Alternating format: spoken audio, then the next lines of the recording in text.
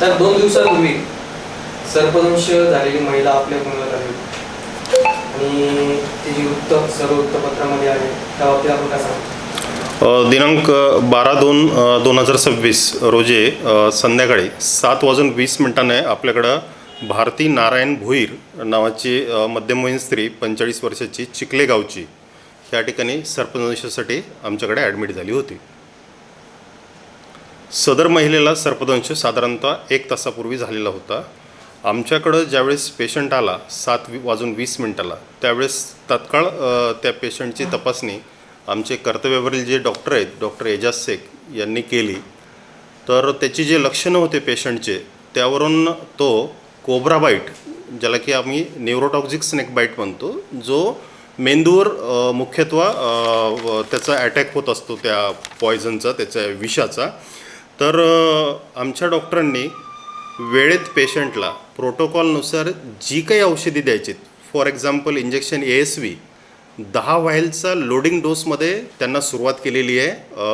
पेशंटला टेस्ट केल्यानंतर इंजेक्शन हायड्रोकोर्टिझॉन दिलेलं आहे, इंजेक्शन ॲट्रोपिन दिलेलं आहे, इंजेक्शन डेक्झामिथाझोन दिलेलं आहे, इंजेक्शन पॅन्टाप्रोझॉल दिलेलं आहे, इंजेक्शन ॲट्रोपिन दिलेलं आहे, इंजेक्शन ऑन्डाइनसेट्रॉन दिलेलं आहे. पेशंटला IV लावून कंटिन्युअस त्याला मॉनिटरिंगवर ठेवलेलं आहे.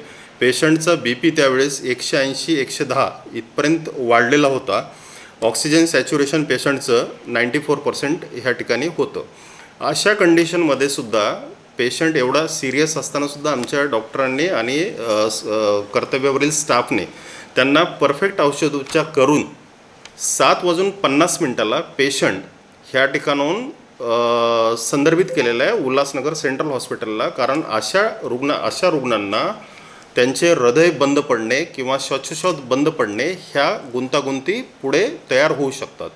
आणि ते टॅकल करण्यासाठी ह्या ठिकाणी ICU, ज्या ठिकाणी ICUची व्यवस्था आहे, ज्या ठिकाणी MD मेडिसिन डॉक्टर उपलब्ध आहे, अशा ठिकाणी त्याला संदर्भित करणं आवश्यक असते.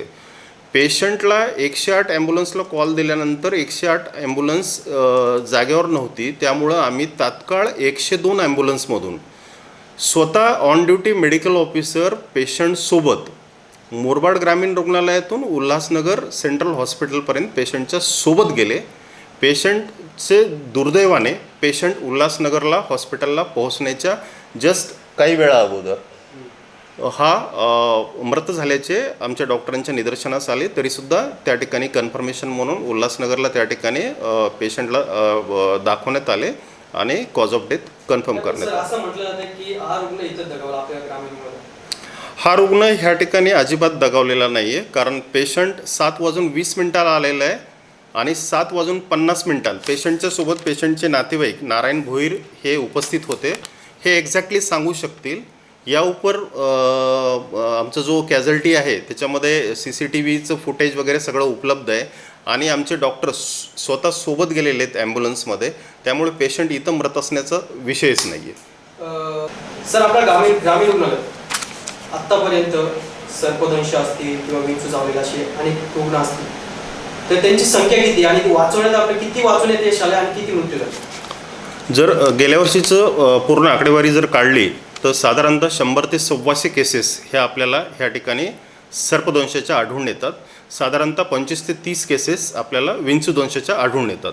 मागच्या 1 वर्षामध्ये ह्या ठिकाणी सर्पदंशामुळं एकही रुग्ण मृत्यू पावला नाही. आम्ही सर्वच्या सर्व रुग्णांना वाचवण्यासाठी यशस्वी ठरलेले आहेत.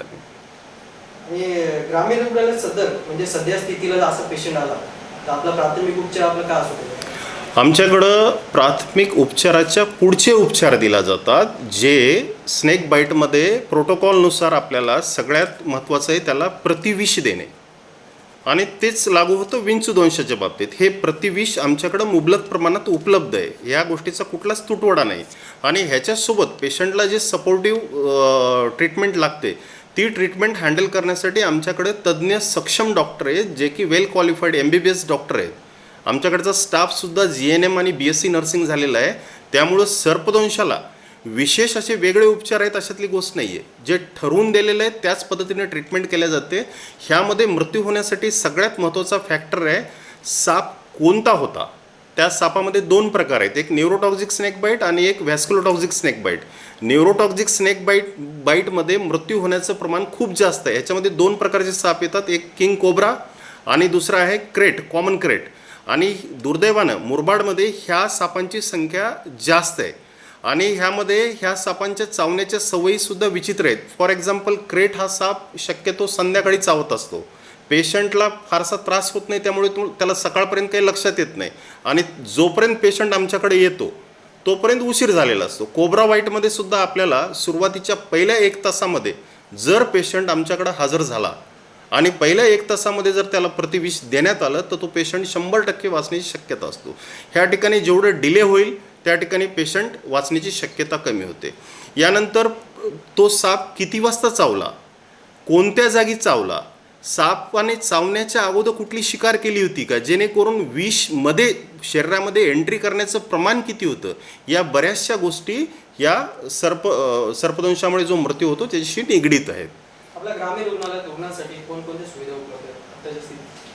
ह्या ठिकाणी आमच्याकडं OPD सर्व्हिसेस रुटीन दिल्या जातात. नॉन कम्युनिकेबल डिसीजेस NCDची OPD ह्या ठिकाणी चालते. त्यानंतर आमच्याकडं ANC चेकअप केलं जातं दर गुरुवारी. ह्या ठिकाणी आमच्याकडं डायलिसिस कंटिन्यू वर्षाचे 12 महिने आमच्याकडं चालू आहे. अपघात कक्षामध्ये आमच्याकडे 24 तास आम्ही पेशंटला सेवा देतो, ज्यामुळे रोड ट्रॅफिक ॲक्सिडेंटचे पेशंट आकस्मिक येणारे पेशंट आहेत. या व्यतिरिक्त आमच्याकडं फार्मसी विभाग आहे. एक्सरेमध्ये आपण एक्सरे ह्या ठिकाणी करण्याचं सरकारीमध्ये प्रमाण खूप जास्त आहे.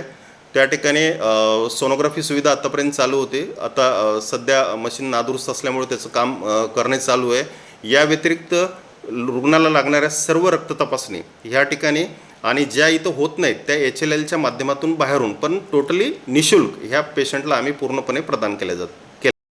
ह्या ठिकाणी 24 तास आमच्याकडे प्रसूती सेवा दिल्या जातात. तसेच दर सोमवारी, बुधवारी आणि शनिवारी ह्या ठिकाणी आमच्या ऑपरेशन थिएटरमध्ये डॉक्टर सुहास कदम आणि डॉक्टर सोनिया कदम हे स्त्रीरोग तज्ज्ञ आणि भूलरोग तज्ज्ञ हे स्वतः येऊन ह्या ठिकाणी जे इलेक्टिव्ह सीझर्स आहेत आणि इतर सर्जरीज आहेत ह्या ठिकाणी आम्ही परफॉर्म करतो. सर, बालरोग तज्ज्ञ आपल्या ग्रामीण रुग्णालयात उपलब्ध आहेत का? डॉक्टर शंकर सुतार म्हणून आमच्याकडे MBBS DCH हे तज्ज्ञ बालरोग तज्ज्ञ ह्या ठिकाणी पूर्णवेळ वैद्यकीय अधिकारी म्हणून उपलब्ध आहेत. त्यांच्या व्यतिरिक्त डॉक्टर सुनील विश्वकर्मा यांचं MBBS DNB आर्थो झालेलं आहे. ते सुद्धा आर्थोपेडिक विषयामध्ये तज्ज्ञ आहेत. त्यानंतर मी स्वतः डॉक्टर संग्राम डांगे, माझं स्वतः ऑप्थॅममध्ये स्पेशलायझेशन झालेलं आहे. त्यामुळं जे नेत्रचिकित्सेशी संबंधित जेवढे पेशंट आहेत त्या पेशंटला मी स्वतः बघतो. ह्यांच्या व्यतिरिक्त आमच्याकडे जेवढे मेडिकल ऑफिसर आहेत ते तज्ज्ञ MBBS मेडिकल ऑफिसर ह्या ठिकाणी उपलब्ध आहेत.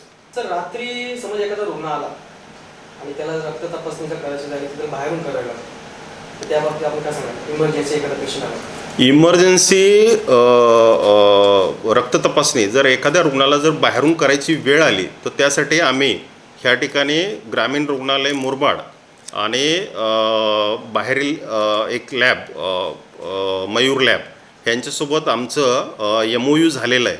इवन इफ आम्हाला जर करायची जरी गरज पडली तरी त्याचे पैसे जे शुल्क आहे ते पेशंटला द्यायची गरज नाही, ते पैसे शासनातर्फे भरण्यात येतील.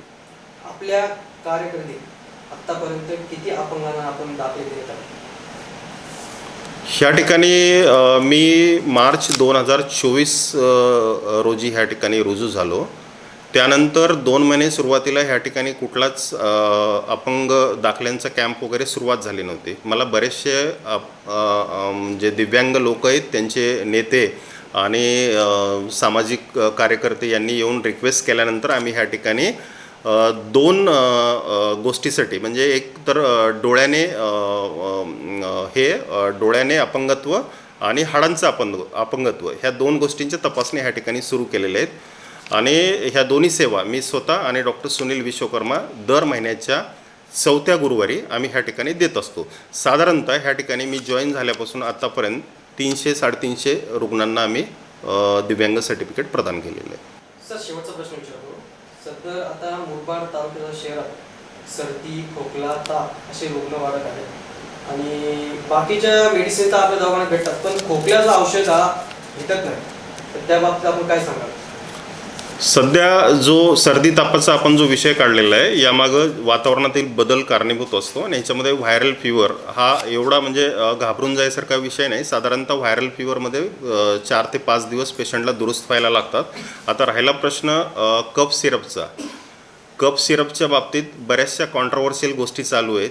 त्यामुळे दिवसेंदिवस कशा पद्धतीनं कफ सिरप कमी करता येईल आणि त्याला अल्टरनेटिव्ह औषधी कशा पद्धतीने पेशंटला देण्यात येईल यावर शासनाचा फोकस आहे.